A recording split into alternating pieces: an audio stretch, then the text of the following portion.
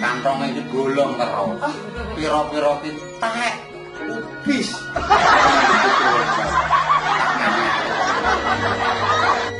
Kowe ana kowe tak akeh. Kowe yo jelo. Jalo to Pak De. Aku pe pati Jawa akeh ngopaken ku mulai. Nggih. Alah, mbahmu wedok wis ra patek seneng ditangkep tak bebe siji lho wis lah seneng ora. Tenang. Karo Mas karo kowe nak masalah karung mau pati. Aku ngerti kok. Kowe aja kuwatir. Ning janjane kuwi janjane seneng karo karung tenan ora? Kula pun boten Pak De. Ratemu karo wong sugih. Nggih, biyen-biyene wae ngomong arek nang sugih, iso mayohi wong akeh. Ono. Nggih. Sembarangan duwi. Nggih. Kadang saiki aku ra dirumati. Ngomong ora betul karo itu penjen yo ngomong kuwi aku disian. Aku dadi pinangku ya. Tenang. Kok karo urusane karo Pak. Ya. Gampang. Karo iki gampang kacile yo permen. Sing penting kowe nyambut dhewe seneng ya. Nggih, Pak De. Nggak iso masalah karo monggo tak atasane yang penting awakmu kuwi yo rasane badhe iki hormati sing apik kowe iki dagangan kok wong ayu-ayu kok ya Nggih, Pak De. wong-wong ora kowe iki bingung klopak kaya ewak di Pak Kotak karo medal Pak Di yo jare ngono wae yo ning yo ora apa-apa lah. Nek kula kalih Pak De milih-milih Pak De, milih sing werna sing wae Joko. Upama Pak Di biyen-biyenan kowe yo jane gelem yo. Mboten lah. Ora. Mengke kula diwai yo keleh. Ora misale kok. Pak Di ki biyen Joko ketemu awakmu perawan mesti kowe ra yo gelem to. Nggih. Gelem tenan. Nggih. Lah ngose aku ngambal aku. Aku dibujuk kok kowe iki omahku ambruk. Dadi tewang. Mesti nabungi mesti rintip-rintipmu buang ngobong omahku. Lah aku turuku kapan? Kamu kok dadi bojoku ngono to? Iya, lawan lagi. Salah dede. Aku. Iya. Aku ngene wis to. Salah dede lah berarti. Piye mau lah. Aku nak rasake kanan iki. Buat tenan aku sudah. Iki kok peteng iki. Aku alek Pak De. Kula kok pingsan to. Oleh to kamu. Iya. Mas aku kaya bengi aku nak cedak kowe iki rasa bedake ki awan. Apa bengi nukur mas aku wis rasa bedake blas. Kaget, gugup. Terus kok muring-muring ngono. Tidak ngerayu aku to. Ora ngerayu mung ngepaske. Sapa wonge sing ora seneng mbek awakmu ngono lho Mas. Bening. Jenengmu sapa, Mong? Rahmat. Rama. Rah ki geteh. Makin mantul. Getahmu mantul. Mulane mau kesandung ini to. Diglik Rahma. Lah karena tiba gebluk Rahma. Masalahe asma kinarya sapa? Jenengmu apik kok, Duk. Rahma. Rah ki geteh. Makin mantul ngono lho. Enak lu lanang sing mandhe kuwi mesti ngene kok. Klapak ngono ku mesti. Ya mula aku dijabali karo-karo ya mah. Aja bilang. Melek gendut cemplung. Lagi bisa. Dia bisa. Nek turun nang tukang. Iya iki ojo. Kowe mulai bojo sing ganteng kowe. Nggih Pak De. Ya wes. Engko nak masalah karung to. Pasti. Aku ki ora kok demi apa-apa. Demi kebenaran. Nggih. Paham to? Paham. Ben kono ya rumah tanggane kono tentrem. Awakmu isih bujangan ya ben uripmu ben ngrasake nggonmu dadi wong bujang iki piye rasane seneng. Maksude kowe rung dibojo to disenengake sik makarya sing becik. Dimen mburimu kowe bakal urip sing kepenak. Gambar sing apik, aja gambar karung. Menak karung wis urusane Pak Di ya. Nggih Pak De. Ya lho kudu ngono ya. Aku ki dadi wong lungguh kok. Isonan rumah aku. Aduh, tolong. Sing lagi mentor ki. Sikil kok cemempet piye iki mah. Iya Pak iki. Apa iku Pak De? Kenapa tak tahu? Lho pripun? Aku diceplak. Apa nih? Aku Lho diceplak. tak kira ono kadal nang jero Pak De. Patas pembokmu. Matus. Aduh. Pak lawan aku lah. Aduh, aku lawan aku. Sakit, Ma. Sakit kok ceplak wae pati kok, Ma. Aduh, sakit.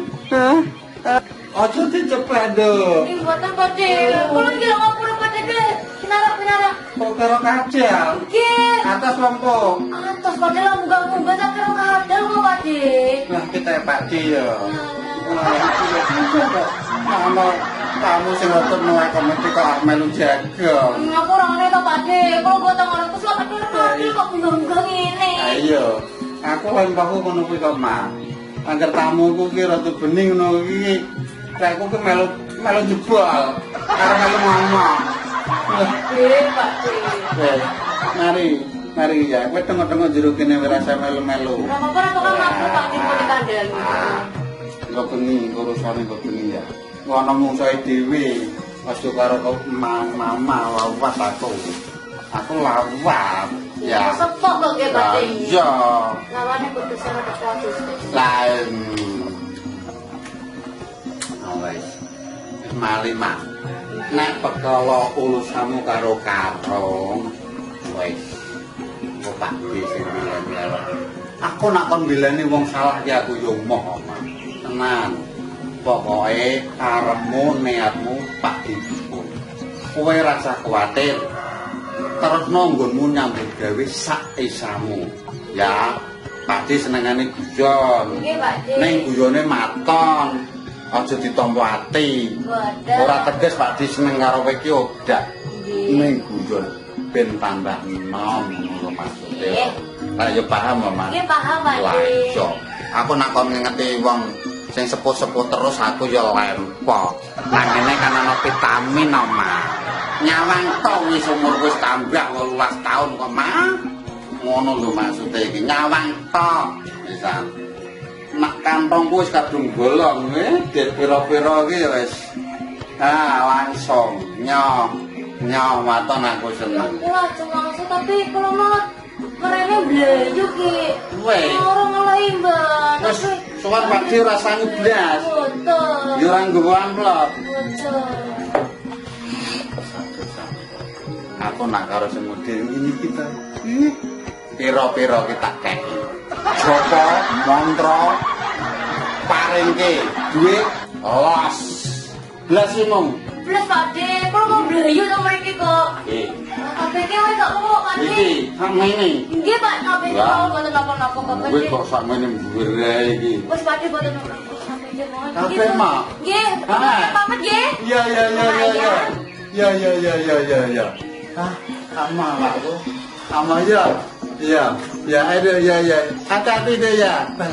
Aku nak karo ngono wis pira-pira wis kabeh beh. Engko paling mbado tak kaya amplop siji wis. Diblonjo bedino wis seneng aku ora susah belas. Ya iki jenengane Mbah Kantong bolong wis kantonge kadung bolong. Song ora ono isine.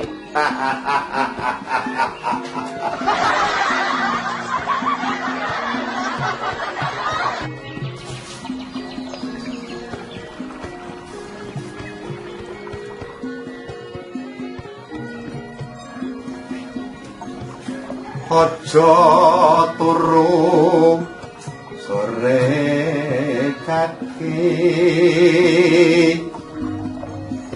ana tiwong ngangklang jagat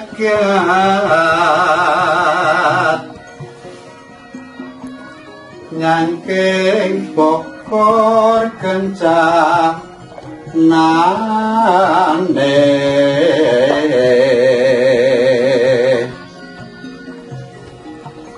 isine tungote tulung sandang kelawan pangan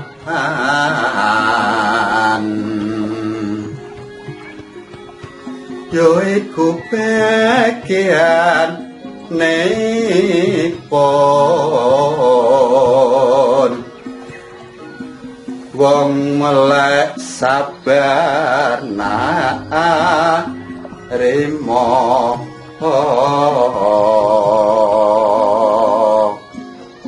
ya kahanan kaya ana wae. Selagine Nuswantara lagi ana COVID-19 utawa kang iso dinarani virus corona, nanging kok yo masyarakat kok yo aneh wae sing dipokal aneh-aneh. Mlayune yo mung nunggone Mbah Kantong Bolong, Mbah Petruk Kantong Bolong.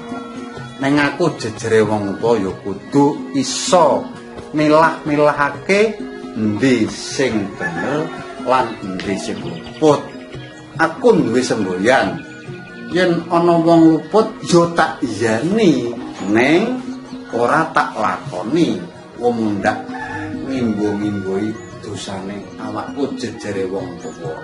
Aku kudu tumindak kang adil lan sing manut tatanane pemerintah lan negara. Nak nggugu yo ngguneng, dene ora nggugu yo monggo. Bejo cilaka, mulya lan rekoso pok tanggung dhewe. Ngono. Aku yo emoh. Bayar pira-pira aku yo tetep emoh. Aku wis ngadeg dadi wong tuwa iki kudu benerke endi sing bener, ngluputke endi sing luput. Anak wong luput kok kon ambilane iki yo aku yo emoh. Ora cocok to. Wong nampani paling setugel kok. Njaluki kok aneh-aneh. Aprai aku. Emoh. Aku tetep belani wong sing. Kae sapa meneh kae gledang-gledang kae. Alah. Kowe muridku sing paling edan kae. Karung, mesti karung kae. Arep rabi. Hawane iki lho, rabi terus wong bojo siji wae. Ngelek. Anake cacingan ora diobatke kok. Kok njaluk bojo meneh. Jane aku ya iso. Ben, hapusane ngomongnya. Aku iso aku ngono. Ben kapok karo bendang. Ben, ha, rene apa rene kamu?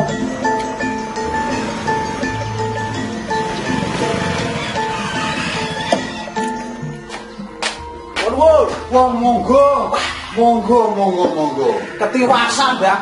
Wah, ketiwasan. Iki juragan karung iki. Pripun kewarasan? Alhamdulillah sehat. Mbah Kong, Mbah Kong. Iya. Murite Mbah Kantong Bolong sing kinacek. Iya. Karung. Wah, ketiwasan Mbah Kong. Piye? Kula niku jarene murite sampean sing paling disayang. Bener, nomor 1 muridku ki kuwi. Paling ditresnani. Ha iso to. Iya. Aku buka dukun Mbah Petruk Kantong Bolong. Muridku sing mlebu rene pertama kali kowe karung. Nah, niki kula iki duwe masalah. Lho, duwe masalah. Wah. Apa to, Le? Masalahe kula niku wah, jan marai bucet nang pikir. Pikirmu budrek. Wah, piye. Kula niku pengen balik balen kalih bojone kula. Bojo sing ndi? Ya sing nomor 2 kuwi. Sing nomor 2 iki. Lah nggih niku. Oh, ngono. Lah terus? Lah niku kok wong kok angel banget. Angel tenan tak jabal. Wong iki ya wis malah ngajakke. Karepe kula niku bocah wis tak kayu-ayu bojone kula niku suara ayu sing entek wis kurang piye. Iya. Kula wis bekakas apa tak kene kabeh. Iya. Cek terangel. Sak duwemu Wis kok kabeh. lah anakmu sing cacingan ki wis kok tambakke. Lah sampun to. Wis Sampun. wis lemu. Lemu. Aja ngapusi Mbah Kong. Balas saestu lagi murid sing kepercayaane kok. Mosok ngapusi kalih Mbah Kong. Terus? Lah niku karepe kula sing Dik Rahman niku kan. Ajeng kula jak bebrane malih. Tak pek bojo meneh. Ben Nyambung meneh ngoten. seneng karo awakmu. Nggih. Sing kedenan Rahmat. Ora kowe. Nggih niku. Oh ngono. Lah makane kula niku sowan kali jenengan nuwun tulung supaya Dik Rahman niku. Tulung kalih kula. Gelem karo awakmu. Kula jak bebrane malih. Iso klepek-klepek. Nah, ngono. Sing karepe kula. Pripun kuwale saka perkara niki? Oh ngono. Nggih. Lah syarat-syarate kowe ya wis nggawa. Sampun, nek kula napal syarat jenengan kok. Sing wis tau tak wejangake kae. Ya iku. Apa sing diperloke? Nggih. Kuwi sing digawa. Nah. Pinter. Murid-e Mbah Kantong bolong. Kupon sing wis Kondang. Iku pun siap. Lah iya Mas. Iki syaratnya pun kula. Wis kok gawa. Sampun. Nah, iki.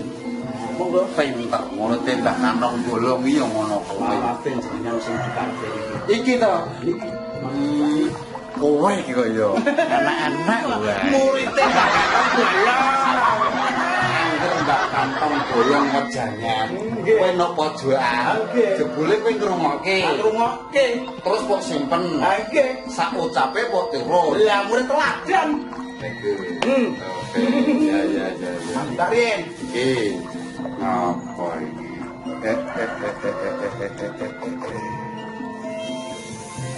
Lah wong yo apike kaya ngene.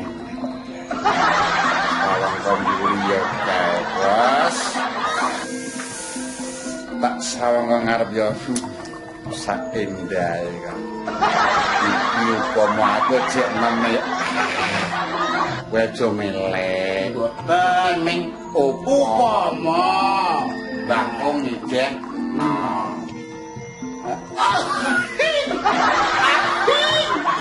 Kenapa kok iki anggone kok rada sengak apa wis dienggo? Lah cukup lek aku aja dipeme kula cabut kula colong Kok DPM kok colong? Merse mbok ketar. Bagus. Murid-e Kantong bolong. Lah Petro Kantong bolong. Iki saking umpama aku jeneng iki kok jalane jen klerit kaya pen. Iki berarti jek mulu. oh lagi mulus. Lek gampangane kula iku wedanan. Ketara iki. Jek ngene. Ora ngene. Celirit. Ngene. Kaya anu kok. Kaya puli. Lah, kaya puli. Kaya puline wong Rosari lho. Kok ora wasari? Kenul-kenul. Aku ki yo mung bayang. Waduh. Oke, ya. Tak turuti panyuwun. Ning janjiku, Nggih, pripun? kowe kudu pinter golek duit Oh, ngoten. kanggo mulyane keluarga. Ya. Nggih. Aja lali pesane mbakku ya. Nggih. Nak kowe ra duit aku gak aku. Aku gak aku Nggih. ngono carane. Siap kula. Kudu pinter golek duit. Siap. Nak kowe iso duit aku gak aku. Aku namanya kok lemek aku gak. Paling kowe rene ya ora nggawa amplop kok. Lah murid-e mosok gua amplop. Ngono. Kamu murid kesayangan kok. Oh iya. Lali ya. Lah, Nak kanggo murid sing nomor 1 ora usah nganggo amplop. Sing penting sing penting kowe pinter golek duit. Siap. Bose, iki kudu tak mantrani sik. Paham? Paham. Abot-abote duwe murid karung. Jenengamu taklah slametno piye? Aja karung to. Mboten selamat terus. Slamet saklawase urip karung. Wah, mun nek ada belek. Ya, kok ngelangan. Nah, bareng Belas no kinarya nggih, leres. Monggo mangke kepriyen. Kowe kula nuwun sirama ganti kalih kula. niat ingsun mata atiku semar mesem muga-muga si jabang bayine Rahma teko welas teko asih marang si karung kowe kudu manut apa utape karung klepek edana karung karo awak kleru yo Kleru Dano Rahma karo Mas Karo. niku lebih bener. Wih, oke. Oke. Syarat iku ngene. Awas kok wong lho wong. Ora. Iki jenengane Mbah Kong Mata Aji Semar Mesem. Ting ngono to. Wah, sing jenengane Rahma itu. Mesem tok sebenarnya. percaya karo percaya. perasaan. Diombe kok. Kok diombe? Oh.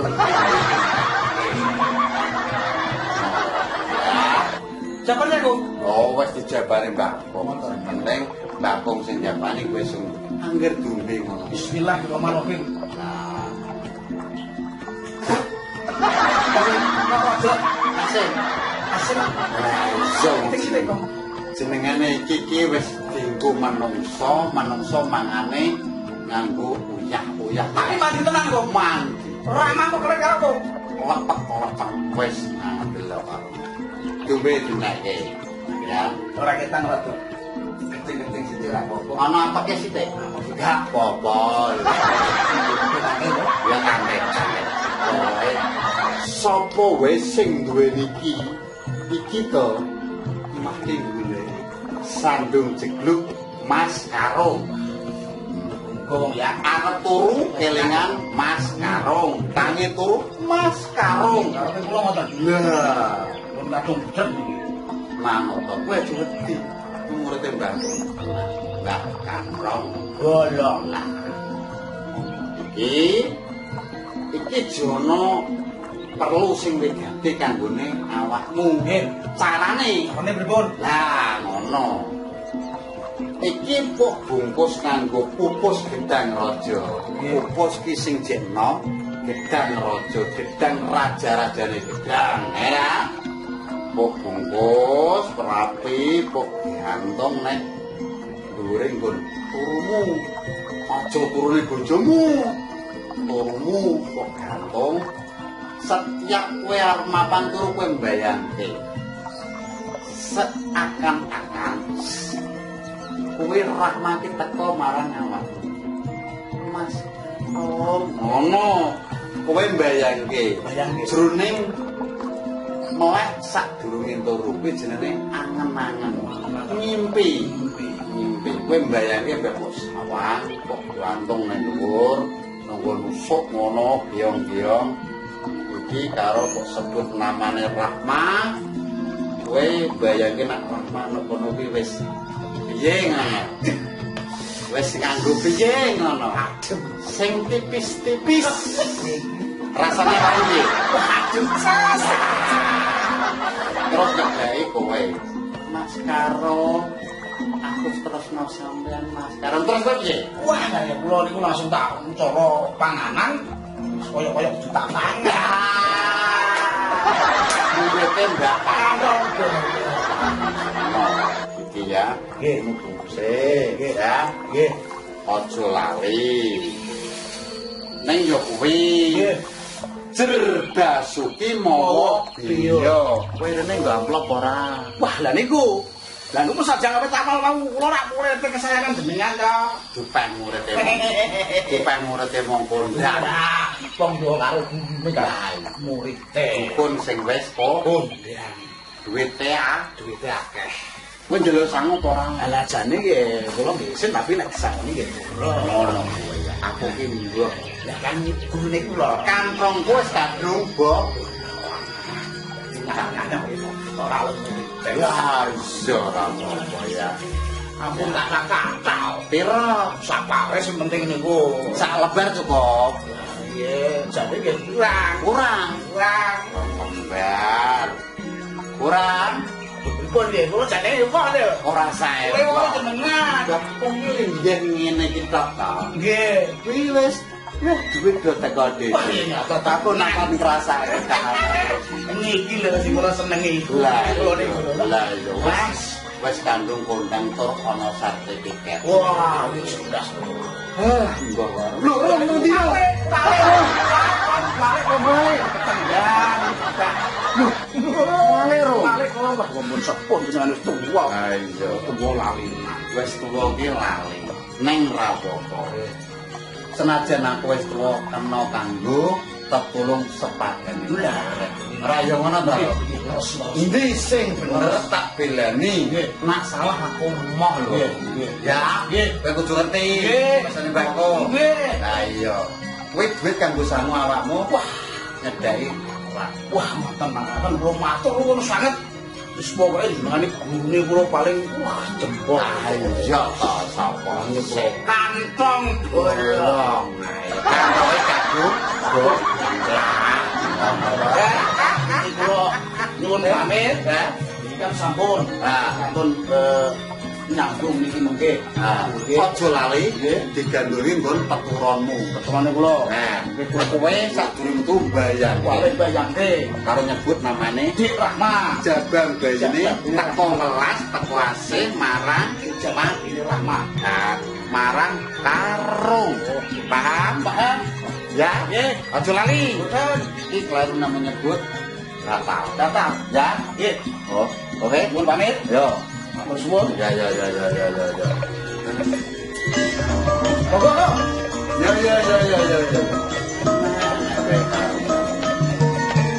Wes, bro. Wes, bojomu siji penana sing apik ya, Rum. Aja wes. Kemelah kowe. Sing edan dirahmat. Ning liyane kleru nang njupuk sawet. Aku ora kaya. Mbah Kamrong bolong ngerti aku.